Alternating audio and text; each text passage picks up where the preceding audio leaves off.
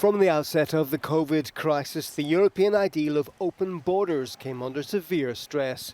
As the disease spread, some governments gave into a nationalist reflex and shut their frontiers. With circumstances improving, they've begun reopening. But how do people feel about it?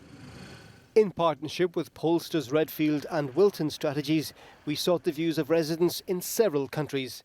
And there's a stark difference between Germany and others.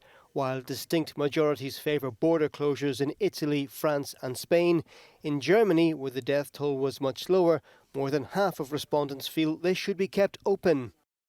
Yet, somewhat paradoxically, 56% of Germans feel it's not safe to cross their borders to head to southern countries.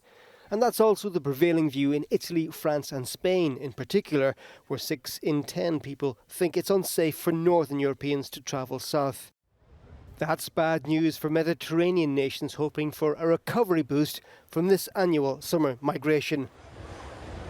Before the pandemic, Germans were those most intent on holidaying abroad, and over 2/3 of Italians, French and Spaniards had some kind of travel plan, whether abroad or domestically. Now that's all changed. 61% of Germans aren't going anywhere, and a similar proportion in Spain are also staying put. The Italians and French are a little more adventurous, but just over half in each country have no travel plans. In all 4 states, very few are going abroad. The easing of lockdown coincided with the start of the holiday season, but the reopening has been too little, too late for anything like a return to normality. And as we've seen recently, the threat of a second wave means travel across Europe remains highly vulnerable.